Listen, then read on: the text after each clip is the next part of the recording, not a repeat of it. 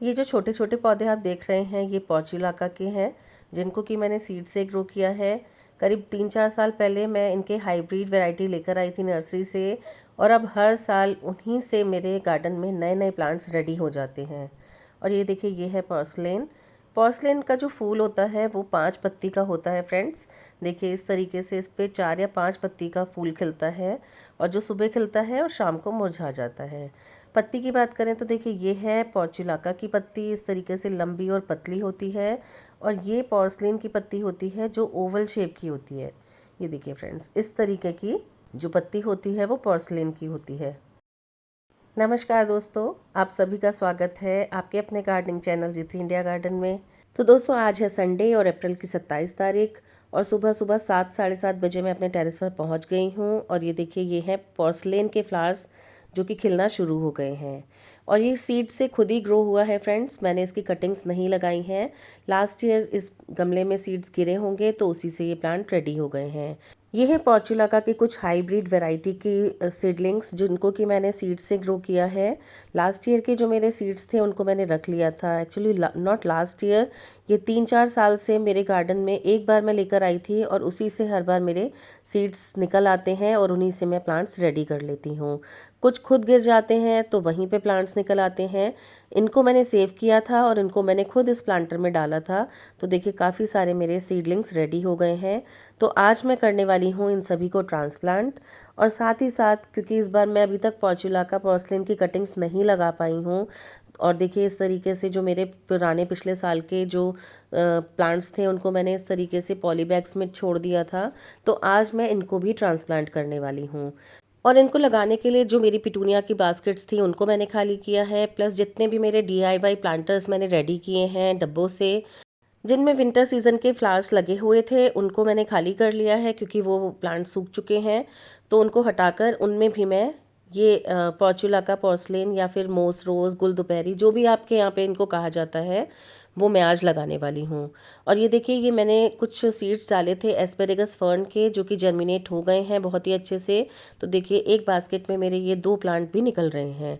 साथ ही ये पर्सलिन का प्लांट निकल आया है खुद ब खुद इसी बास्केट में। तो इसको मैं थोड़ा सा शिफ्ट करके लगाऊंगी, जिससे कि जो मेरा एस्पेरेगस का प्लांट है वो उसको कोई नुकसान ना हो जब मैं इसको बाद में निकालूं। तो फ्रेंड्स ये देखिए, ये हैं वो DIY प्लांटर्स जिनको कि मैंने वेस्ट कंटेनर्स से, बॉटल्स से बनाया है। और इनमें जो इस तरीके के फ्लावर वाइन्स हैं या हैंगिंग वाइन्स, जिनको हम हैंगिंग बास्केट्स में लगाते हैं, इस तरह के प्लांट्स बहुत ही इजीली सर्वाइव कर जाते हैं और बहुत ही अच्छे से चलते भी हैं। पोर्चुलाका के लिए वेल ड्रेन पॉटिंग सॉइल होना चाहिए। तो यहाँ पर मैंने लिया है 40% गार्डन सॉइल, 20% कंपोस्ट, 20% कोकोपीट और 20% सैंड।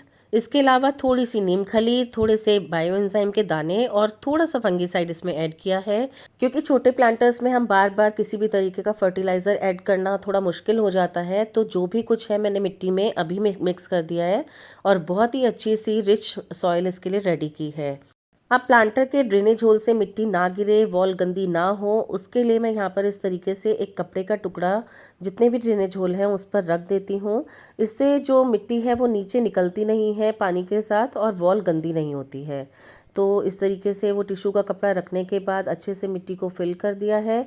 और मिट्टी मैंने बहुत ही वेल ड्रेन बनाई है, जो कि पानी डालते ही उसका सारा पानी नीचे से निकल जाए। अब यहाँ पर जो बास्केट है वहाँ पर उसमें मैंने ये कुछ बजरी के टुकड़े या फिर आप टूटे हुए गमले के ठीकरे भी इसमें रख सकते हैं, जिससे कि ड्रेनेज होल खुले रहें और पानी एकदम से निकल जाए। अब कटिंग की बात करते हैं, तो कटिंग आप पोर्चुलाका पोर्सलेन की 3 से 4 इंच की भी ले सकते हैं, 2 इंच 2.5 इंच की भी ले सकते हैं। तो इसकी छोटी से छोटी कटिंग को आप इजीली ग्रो कर सकते हैं। दूसरी चीज़, इसकी हार्ड कटिंग भी लग जाती हैं और इसकी सॉफ्ट कटिंग भी इजीली सर्वाइव कर जाती हैं। तो देखिए मैं यहाँ पर मिक्स कटिंग्स निकाल रही हूँ, कुछ सॉफ्ट कटिंग्स हैं, कुछ सॉफ्ट कटिंग मैंने इसलिए लगाई हैं कि इन पर जो फ्लावरिंग है वो जल्दी होगी, क्योंकि इनमें ऑलरेडी जो बर्ड्स हैं वो बनने के लिए तैयार हैं। तो इस तरीके की कटिंग्स अगर हम इस समय लगा देते हैं तो हमें जल्दी ही फूल मिल जाएंगे। बस नीचे की कुछ पत्तियों को हटाना है और सिंपली इसको मिट्टी में दबा देना है। तो इस तरीके से बहुत ही इजी तरीका है पोर्चुलाका पोर्सलिन की कटिंग। बहुत ही इसका जो सर्वाइवल रेट है वो आप समझ लीजिए कि 99% सर्वाइव करती है कटिंग। बहुत ही कम चांसेस ऐसे होते हैं कि आपकी कटिंग ख़राब हो जाए। दूसरी चीज़, अगर आपके ऑलरेडी लगे हुए इस तरीके के पोर्चुलाका के प्लांट्स हैं तो उनकी भी आप कटिंग कर दीजिए। तो उनमें से भी मल्टी ब्रांचेस निकलेंगी और जितने ज़्यादा आप कटिंग करेंगे उतनी ही ज़्यादा ब्रांचेस होंगी और उतना ही जो आपका प्लांट है वो घना होता चला जाएगा। फ्रेंड्स, पोर्चुलाका पोर्सलिन को आप ऐसी जगह पर रखिएगा जहाँ पर पूरे दिन की धूप इनको मिले, क्योंकि अच्छी तेज़ धूप में ही इसका प्लांट बहुत अच्छे से फ्लावरिंग भी करता है। प्लस इसकी जो ग्रोथ है बहुत अच्छे से बढ़ती है। दूसरा, इसकी जो ब्रांचेस हैं वो लेगी नहीं होती हैं। सूरज की किरणों से, सूरज की रोशनी अगर इसको पर्याप्त मिलती रहेगी तो इसकी जो ब्रांचेस हैं वो लेगी नहीं होंगी, यानी लंबी लंबी नहीं होंगी, हेल्दी होंगी। और हेल्दी ब्रांचेस पर हेल्दी फ्लावरिंग होती ही होती है। पोर्चुलाका की दो वैरायटी होती हैं फ्रेंड्स, एक देसी एक हाइब्रिड। और देसी वैरायटी को आप कटिंग से भी ग्रो कर सकते हैं, बहुत ही अच्छे से कटिंग्स इसकी लग जाती हैं। दूसरी चीज़, देसी वैरायटी में मैंने सीड्स कभी बनते हुए देखे नहीं हैं। अगर आपने देखे हैं तो मुझे प्लीज़ कमेंट करके ज़रूर बताइएगा, क्योंकि देसी वैरायटी को मैंने हमेशा कटिंग से ही रेडी किया है। दूसरा, जो हमारी हाइब्रिड वैरायटी होती है उस पर सीड्स आते हैं। उसके जितने भी प्लांट्स मैं रेडी करती हूँ हमेशा सीड से ही रेडी करती हूँ। प्लस जितने भी सीड्स उसके गिर जाते हैं वहीं पर मेरे गमलों में नए प्लांट्स रेडी हो जाते हैं। तो अगर देसी वैरायटी में भी सीड्स आते हैं तो प्लीज़ मुझे कमेंट करके ज़रूर बताइएगा, क्योंकि मैंने आज तक उसके सीड्स नहीं देखे हैं। अब इस तरीके से कटिंग्स लगाने के बाद इनको 1 से 2 दिन के लिए मैं छाया में रखूँगी, जिससे कि ये सेट हो जाए और उसके बाद इनको मैं फुल सनलाइट में रख दूँगी। फ्रेंड्स, आप देख रहे होंगे मैं सारे ही सॉफ्ट कटिंग्स लगा रही हूँ। देखिए, जिन पे ऑलरेडी फ्लावरिंग हो रही है, क्योंकि इन पे ऑलरेडी बर्ड्स बनी हुई हैं और ये 3-4 दिन तक खिलते रहेंगे। उसके बाद इनमें जड़ें निकल आएंगी और आगे भी ये फ्लावरिंग करते रहेंगे। यहाँ पर सॉफ्ट कटिंग से मेरा मतलब है कि जो हमारी टिप की कटिंग होती है, जिस पे ऑलरेडी बर्ड्स बनी हुई हैं। तो अगर आपने भी अभी तक पोर्चुलाका पोर्सलिन की कटिंग्स नहीं लगाई हैं तो जल्दी से लगा लीजिए।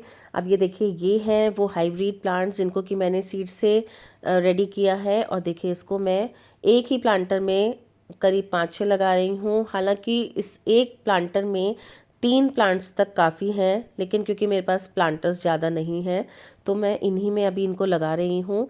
प्लांटर होने पर मैं इनको शिफ्ट भी कर सकती हूँ। तो देखिए, इस तरीके से इनको मैंने 2 प्लांटर्स में लगा दिया है, एक इस बास्केट में और एक DIY प्लांटर में।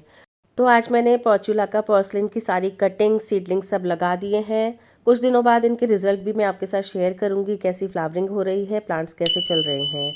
तो फ्रेंड्स, आज की वीडियो में बस इतना ही। मिलते हैं नेक्स्ट वीडियो में एक न्यू टॉपिक के साथ।